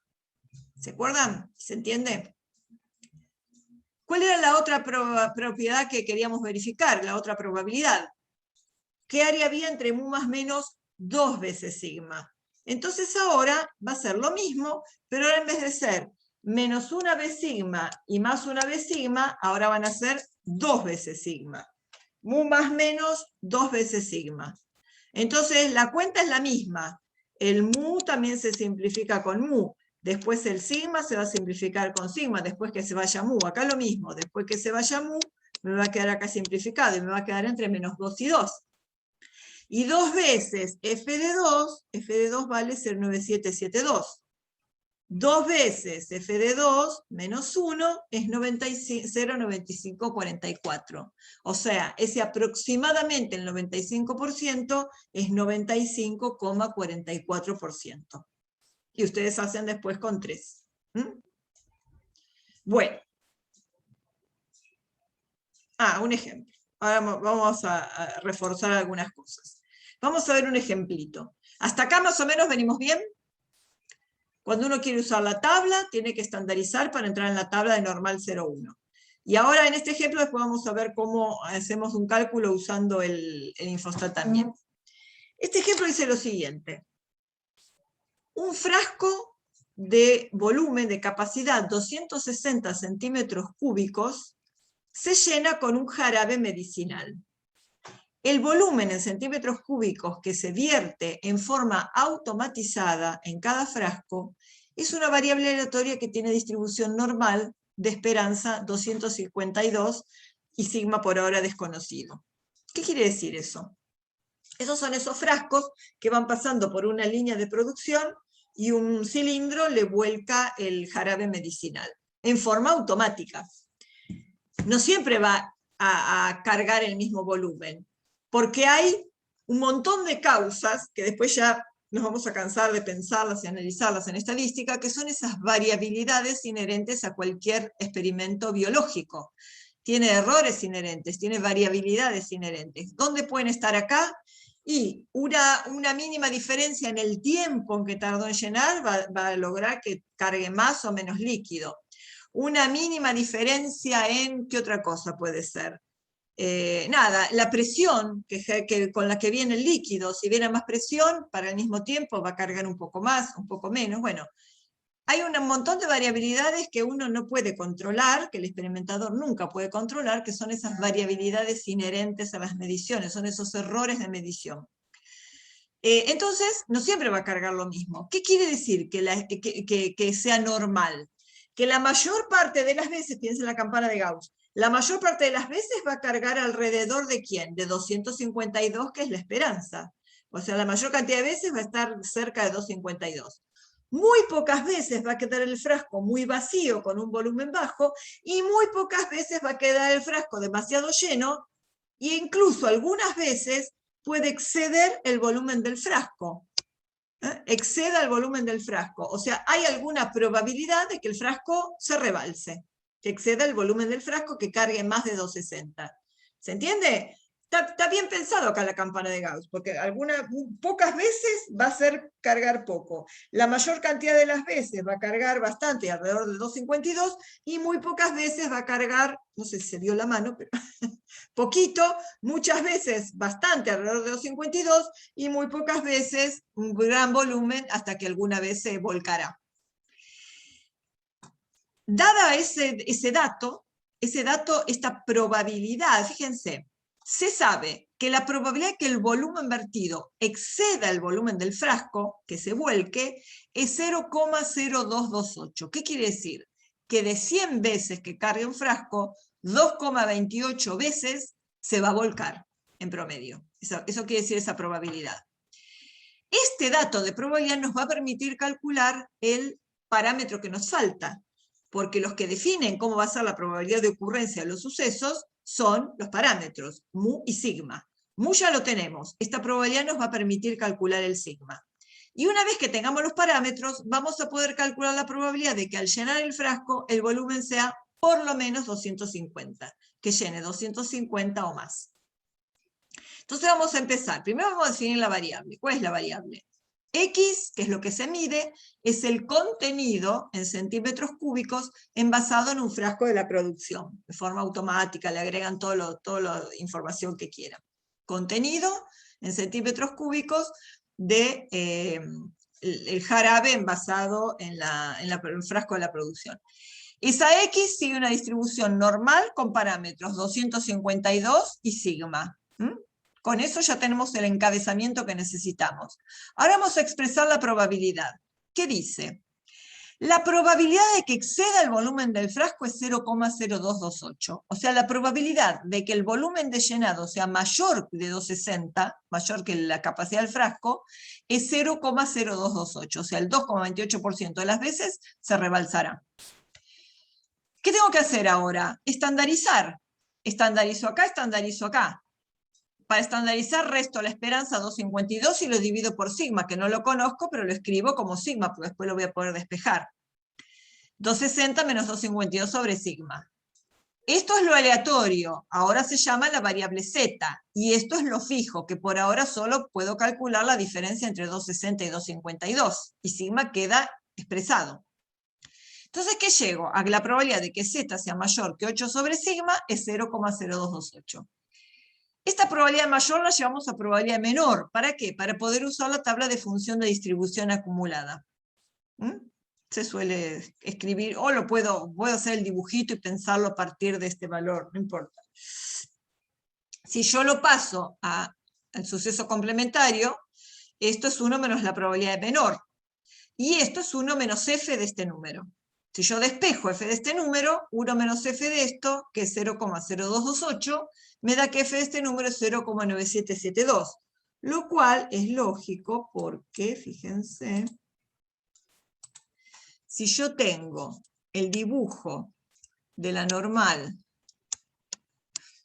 si este es el 252, la probabilidad de x sea mayor que 260, 260 está acá a la derecha, ¿no? Esa probabilidad, bueno, la dibujé medio grande, pero esa probabilidad es 0,0228. O sea que el f de este número va a ser grande, va a ser este 0,9772. Entonces, yo ya sé que cuando esto lo estandarizo, este 252 pasa a ser un 0. Entonces, el área a la izquierda de ese número, una vez que ya lo estandaricé, es 0,9772. Y entonces, ¿qué tengo que hacer ahora? Si el f de un cierto número es 0,9772, ¿qué voy a hacer? Voy a ir a la tabla. A ver, ¿quién es el número que tiene un f de 0,9772? Y ese número lo habíamos calculado. ¿Quién era? Era el 2. F de 2 era 0,9772. O sea que el 8 sobre sigma va a ser igual a 2. ¿Se entiende? ¿Que 8 sobre sigma es 2? Porque f de 8 sobre sigma es 0,9772 y f de 2 por la tabla era 0,9772. O sea que 8 sobre sigma vale 2. Y de acá yo puedo despejar sigma, esto pasa para acá, esto pasa dividiendo, 8 dividido 2 es 4. O sea que con ese dato de probabilidad deduzco que sigma vale 4. Entonces ahora ya sé los dos parámetros que necesito de la normal. Sé cuál es la esperanza y sé cuál es la desviación estándar. ¿Sí? Y ahora, una vez que ya conozco los dos parámetros, se pedía calcular la probabilidad de que al llenar el frasco el volumen vertido sea por lo menos 250. Por lo menos 250 es la probabilidad de que X sea mayor que 250. Acá que esté el 250 incluido o no, es una variable continua, no importa. Acá puedo poner mayor o mayor igual, que es lo mismo, porque la variable es continua. Entonces, la probabilidad de que X sea mayor que 250 la puedo estandarizar. Cuando estandarice la X va a ser Z, y cuando estandarice el 250 va a ser 250 menos 252 sobre 4. Y este número da negativo porque el 250 está a la izquierda de la esperanza, que era 252. O sea que quiero la probabilidad de que Z sea mayor que menos 0,5. Pero el área a la derecha de un número negativo era lo mismo que el área a la izquierda del mismo positivo, el mismo valor absoluto. O sea, va a ser f de 0,5 y eso es 0,6915. ¿Está? Esperen. Después lo vamos a interpretar. Vamos a ver, bueno, descarto. Vamos a ver en el Infostat, vamos a calcular, déjenme ver, voy a poner así, vamos a verificar esos cálculos. En estadísticas, probabilidades y cuantiles, por defecto aparece la normal 0,1. ¿Qué habíamos llegado acá? Vamos a agarrar esta, por ejemplo. Calculamos la probabilidad de que Z sea mayor que menos 0,5. Esto ya es Z, entonces acá le dejo normal 0,1. El valor de X es menos 0,5. El coma pónganlo desde el teclado de texto. Depende de cómo esté configurado. Si lo ponen del teclado numérico y da bien, listo. Si no les va a decir nada, que necesita un número entre 0 y 1, algo así. Entonces, si no les da con punto, lo ponen con coma. Eso depende de cómo esté configurado. Bueno, el valor de X es menos 0,5 y le voy a poner calcular. Yo que quiero ahora el área a su derecha. Z mayor que menos 0,5. Fíjense, el área a su derecha es esta, ¿no? 0,6914,6, o sea, 0,6915, que es este que aparece acá. Yo acá hice todo esto porque iba a usar la tabla. Iba a usar la tabla, la función de distribución, y necesitaba el valor positivo, ¿no? Acá puedo usar cualquiera, como viene. Es más, esperen, vamos a verificar otra cosa. Vamos a verificar que f de 0,5 es 0,6915.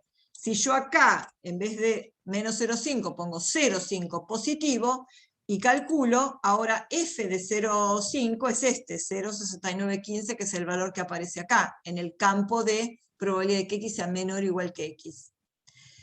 Si tienen Infostat, no es imprescindible que estandaricen. ¿Por qué? Porque simplemente le pongo los parámetros. La esperanza era 252. La varianza, ojo que acá dice varianza, nosotros despejamos el sigma, que era el desvío 4. 4 al cuadrado es 16, o sea que la varianza es 16. Y yo quería el área a la derecha del 250, entonces acá en el X le pongo 250, calcular. Y acá el área a la derecha es esta, 0,6914,6, 0,6915. ¿Está? Fíjense en las funciones de densidad de las variables continuas, está acá rellena con un 0. ¿Por qué? Porque esta es la probabilidad de que X tome exactamente el valor X. Y en la variable continua la probabilidad del punto es 0. Por eso acá siempre le va a poner un 0. Para la probabilidad puntual. Bueno. Esperen, vamos a seguir con la interpretación. No, hay que cerrar esto primero.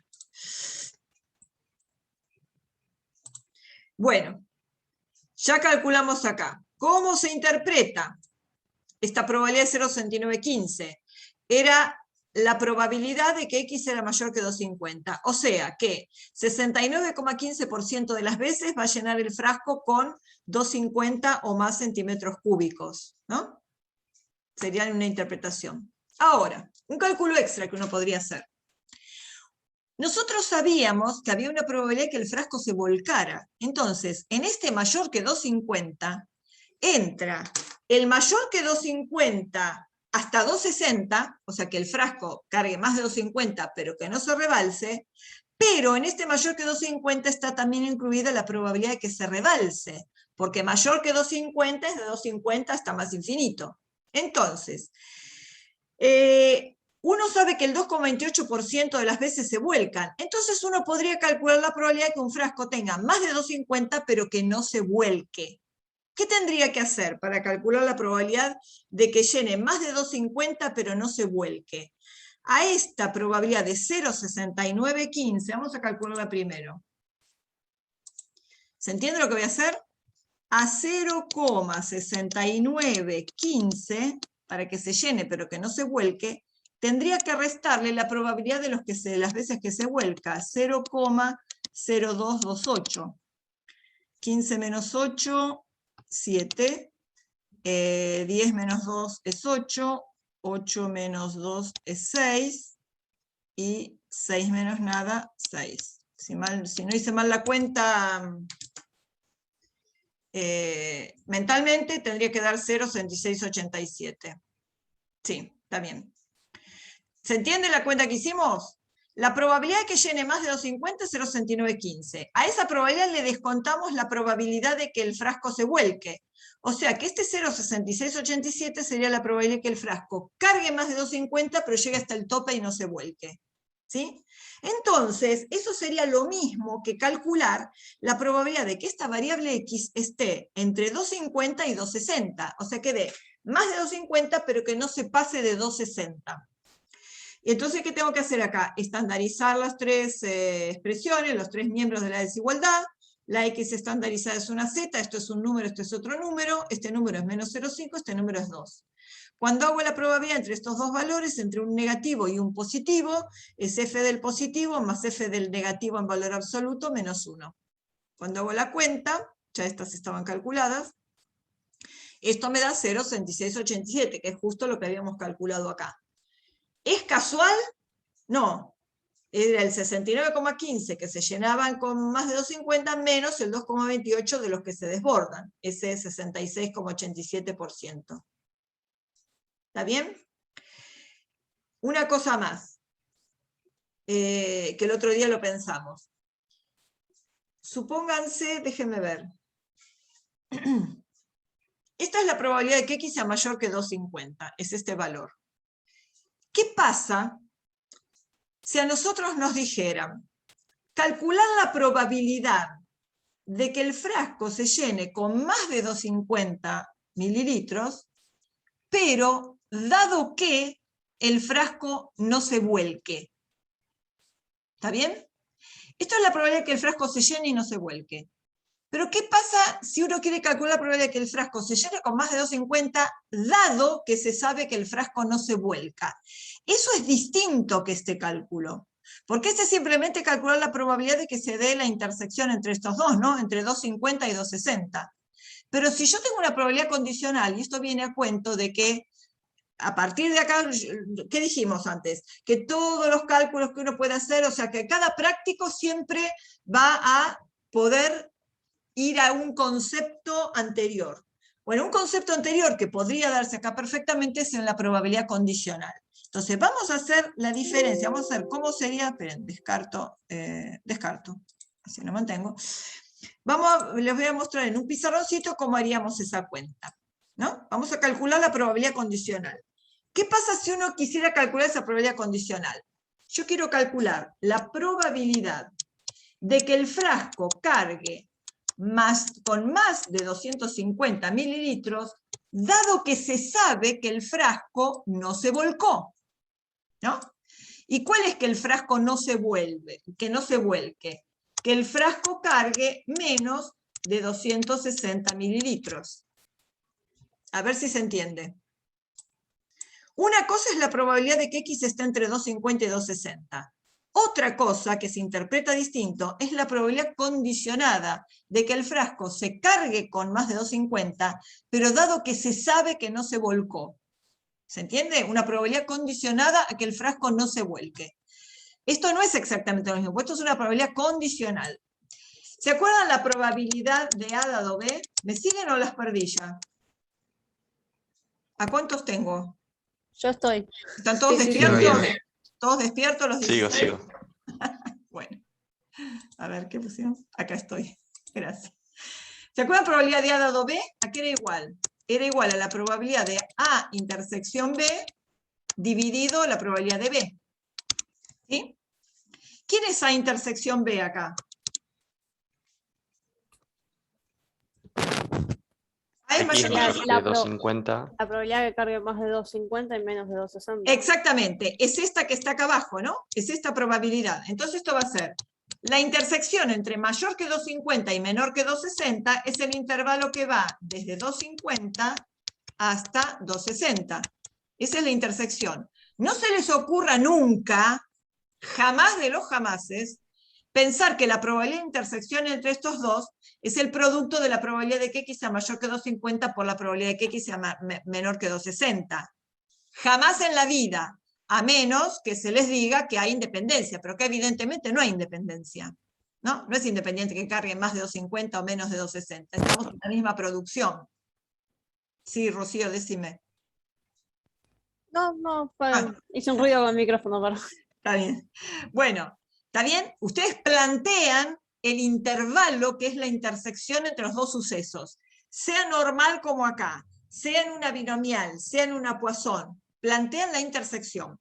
Dividido la probabilidad del suceso que condiciona de que X sea menor que 260. Entonces, la probabilidad de que X esté entre 250 y 260 la calculamos como acá. Ya no lo voy a calcular de nuevo porque ya está calculada acá, ¿no? Hicimos todo el laburo lo pueden poner en el infostado, lo que quieran. Esta probabilidad de que X esté entre 250 y 260 era 0,6687, ¿no? Es el cálculo que hicimos antes. 0,6687. Dividido la probabilidad de que X sea menor que 260. Y esa probabilidad sí habría que calcularla. Estadísticas, probabilidades y cuantiles. En una normal 252 con varianza 16, voy a calcular la probabilidad de que X sea menor que 260. Ah, bueno, está bien, no dije nada. Es la complementaria de la que sabíamos, ¿no? La que nos daba era esta, 0,22. La de mayor que 260 era el dato que teníamos, la probabilidad de que se rebalsara. Bueno, ¿me siguen o los perdí acá? Era un dato este, 0,0228, era la probabilidad que fuera mayor que 260, entonces la probabilidad de menor que 260 es la complementaria. 0,9772. 0,9772. ¿Se entendió esta que ya estaba calculada? ¿Que era un dato? Porque el dato que nos daba era la probabilidad que el frasco se rebalsara, que el X fuera mayor que 260, era esta, 0,0228, era el dato que nos daba como dato al principio. O sea que la complementaria es 0,9772. Entonces, a este 0,6687 lo tengo que dividir. Voy a hacer la cuenta acá, igual, 0,6687 lo tengo que dividir por 0,9772. Y esa probabilidad es 0,6843. 0,6843. Entonces, no es lo mismo calcular la probabilidad de la intersección, simplemente que era 0,6687, que calcular la probabilidad de esa, pero dado una condición. La probabilidad es distinta. Si yo tengo el dato, ya sé que se rebalsó o que no se rebalsó, o que no sé, o que no tengo idea de qué pasó.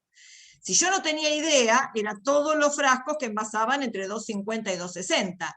Pero si a mí alguien me dice, ya se sabe que el frasco no se rebalsa, eso es una probabilidad condicional, la probabilidad de que se dé esta intersección dividido la probabilidad del suceso que condiciona. Y este 0,6843 es distinto de la probabilidad de la intersección simplemente que era 0,6687, que era nada más que la probabilidad del numerador. ¿Se entendió? Siempre que tengan alguna probabilidad con algún suceso condicional, acuérdense siempre de la fórmula esta, de la probabilidad del suceso condicional. Y nunca esta intersección la calculen como el producto de las probabilidades a menos que alguien les dijera que son independientes. Lo que tienen que hacer siempre es buscar la intersección entre los sucesos y calcular en el numerador la probabilidad de esa intersección. ¿Está bien? Acá no importaba el menor o menor igual porque era continua, pero si llegan a usar una probabilidad condicional en un modelo de binomial o de Poisson, ahí tienen que fijarse si está incluido o no está incluido el extremo de que se trate, porque eso va a dar un valor significativo de probabilidad que va a ser distinto si la incluyen o si no la incluyen. Bueno, ya me cansé, hablé demasiado. Bueno, ¿se entendió más o menos? Apliquen... Una consulta, profe. Sí, dale, dime. Entonces, solo tengo que estandarizar cuando uso los datos de la tabla, ¿no? Si uso el Claro. Infostat o eso, no hace falta. No hace falta. Si vas a la bien. tabla impresa, vas a tener que estandarizarlo para poder entrar en la tabla. Si no, si lo calculás directamente del Probability Distribution o del Infostat, si lo llegás a tener, ahí directamente pones el cálculo y decides dónde lo sacaste. Si el regulatorio va a ser presencial, como suponemos que va a ser, para el regulatorio obviamente que no van a usar el Infostat, pueden usar la aplicación del Probability Distribution o la tabla que la llevan impresa. Por las dudas tengan la impresa si Dios quiere, si no pasa ni nada con el bicho, ninguna ola nueva que nos destruya, van a ser presenciales si no pasa nada, si sigue el status quo de la pandemia. El lunes se toma un final de fecha intermedia y se va a tomar presencial. Eso nos va a servir también un poco de prueba piloto de cómo hacer con las presenciales ahora con los nuevos protocolos. La idea es que si todo va bien, el parcial sea presencial. Que para ustedes va a ser mejor presencial, para nosotros también para corregir, pero para ustedes también, porque si les pasó en matemática, los que dieron un examen de matemática, el virtual tienen que ir ejercicio por ejercicio, no pueden administrar mucho su tiempo, porque no saben cómo va a venir el próximo, si va a venir más complicado. Si ustedes tienen todo el examen, pueden administrar mejor y hacerlo en el orden que los deje más tranquilos, los que sean más fáciles primero. Así que, Dios quiera, ojalá pueda ser presencial. En ese caso, si llega a ser presencial, ¿qué sería? ¿El 25 o quedaría la fecha del 2 de octubre que se hace junto con el promocional? Buena pregunta. No, creo que la fecha, no. Me parece que la fecha que está oficialmente como fecha de examen en el campus, ¿no? En la página de la facultad. Sí, creo que la fecha del escrito me parece que es la fecha oficial. Listo. Igual después ya les vamos a ir, sí, sobre la fecha vamos a ver mejor. Así que bueno, chiquitos, que tengan, listo, ¿alguna pregunta más? ¿Consulta, duda? Yo por mi parte no. ¿Eh? Yo por mi parte estoy bien. Bárbaro, No tengo Rocío. dudas. Bueno, dejo de compartir. Ahí está. Bueno, entonces, ¿hoy qué día es? Jueves. Bueno, que pasen lindo fin de semana, linda semana, y nos vemos, si Dios quiere, el jueves que viene. Suerte. Gracias, profe. Nos Chao, vemos. Que tenga buen Igualmente, fin chao, de profe. Linda semana. Gracias, Chao, nos gracias, vemos. buenas tardes. Igualmente.